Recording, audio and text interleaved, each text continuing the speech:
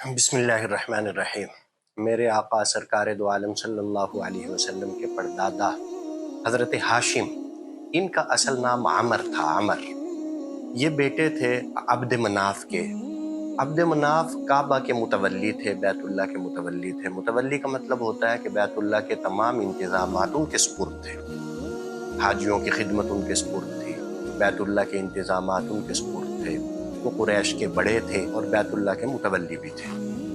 تو وہ جب اس دنیا سے گئے تو ان کے جو باقی اولاد تھی اور ان کے اسی طرح بھتیجے وغیرہ، ان کی اولاد کے اندر، ان کے بھتیجوں کے اندر بیت اللہ کے انتظامات کے حوالے سے انتظامات تقسیم کیے گئے۔ اسی طرح قریش کے قبیلہ جو تھا، قبیلے کے حوالے سے انتظامات تقسیم کیے گئے۔ چنانچہ حضرت ہاشم کو بیت اللہ کا متولی بنایا گیا اور بیت اللہ کی خدمت ان کے سپرد کی گئی۔ بیت اللہ کے متولی ہونے کے ساتھ ساتھ ان کے حصے میں دو مزید کام آئے، اور دونوں کا تعلق حجاج کرام کی خدمت کے ساتھ تھا۔ ان کے ذمے ایک کام آیا حجاج کرام کو کھانا کھلانے کا، کہ حجاج کرام آئیں تو ان کے کھانے کا انتظام ہو، ان کی خدمت کی جائے، ان کو کھانا مہیا کیا جائے، انہیں کھانا فراہم کیا جائے، ایک کام یہ۔ اور دوسرا کام جو ان کے ذمے لگا وہ تھا حجاج کرام کو پانی پلانے کا، کہ حجاج کرام کے لیے پانی کا انتظام کیا جائے، اور تاکہ انہیں جب بھی پانی کی ضرورت ہو تو پانی وافر مقدار میں وہاں موجود ہو۔ آپ حضرات کے ذہن میں یہ بات بھی رہے کہ ان دنوں جو زمزم کا کنواں تھا اس سے پانی جو ہے وہ فراہم نہیں ہو سکتا تھا، کیونکہ جو زمزم کا کنواں تھا وہ بند تھا، اور زمزم کے کنواں کچھ عرصے کے لیے بند رہا ہے، غائب رہا ہے، اور بعد میں جو ہے وہ دوبارہ زمزم کا کنواں جاری ہوا۔ یہ اس زمانے کی بات ہے جب زمزم کا کنواں بند تھا، اس میں پانی نہیں تھا۔ وہ تفصیلی انشاءاللہ میں بعد میں کبھی عرض کر دوں گا۔ تو زمزم کا کنواں تو تھا نہیں، تو حضرت ہاشم نے پانی پلانے کے لیے پھر یہ کیا کہ جو جانوروں کی کھال ہوتی ہے اس کے بڑے بڑے ٹب تیار کیے اور ان کے اندر پھر پانی کا انتظام کیا۔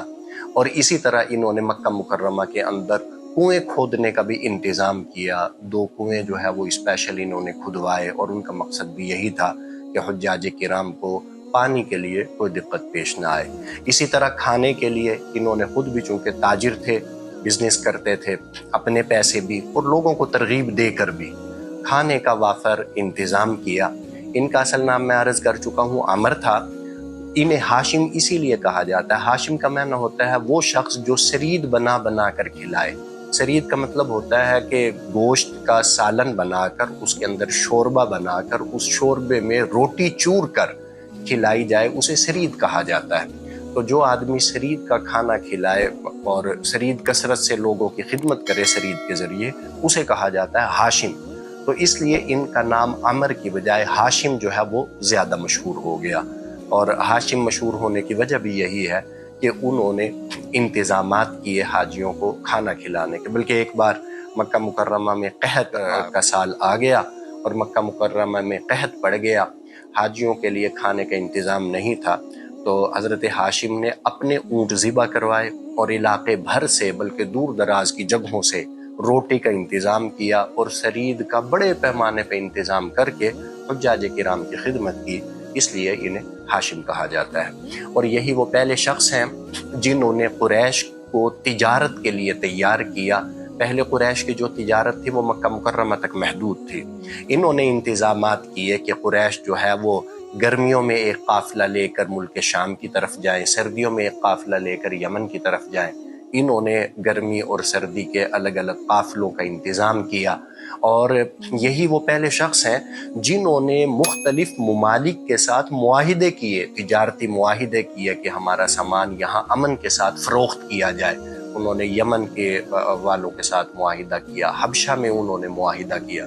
اسی طرح یہ پہلے شخص ہے کہ شام کے راستے کے جو قبائل تھے جن سے خطرہ تھا کہ خدا نخواستہ راستے کے اندر وہ کوئی قافلے کو جانے نہیں دیں گے، سامان چھین لیں گے، ان کے ساتھ ایگریمنٹ کیا کہ آپ ہمارے قافلے کو پرامن طریقے سے اپنے علاقے سے گزرنے دیں، اس کے بدلے میں ہم آپ کا سامان ملک شام تک پہنچائیں گے۔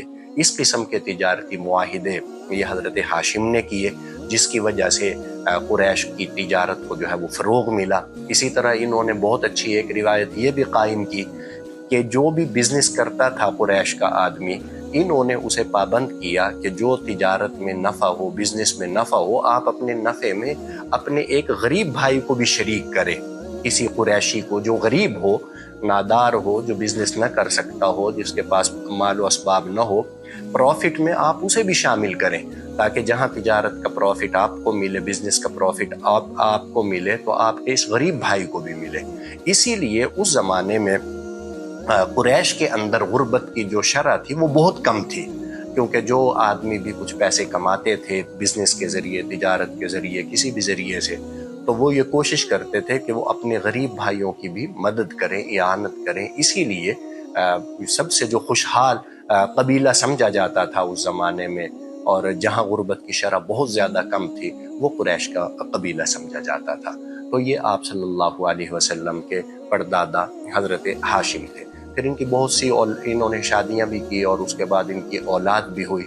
ان کے مشہور جو بیٹے تھے وہ عبد المطلب تھے، جن سے سرکار دو عالم صلی اللہ علیہ وسلم کا سلسلہ نسب جن تک پہنچتا ہے، اور جن کو اللہ تعالیٰ نے ذریعہ بنایا سرکار دو عالم صلی اللہ علیہ وسلم کے اس دنیا میں آنے کا، وہ انہی کے فرزند ارجمند تھے۔ پھر اس طرح ہوا کہ ایک تجارتی سفر میں حضرت ہاشم مکہ مکرمہ سے نکلے اور شام کی طرف جا رہے تھے، تو راستے میں غزہ پہنچے۔ غزہ میں تو غزہ میں ان کی طبیعت ناساز ہوئی، اور وہیں اللہ تبارک و تعالیٰ کی طرف سے بلاوا آ گیا، اور غزہ کے اندر وہ اس دار فانی سے رخصت ہوئے، اور وہیں پہ ان کی قبر بنی، وہیں وہ مدفون ہوئے۔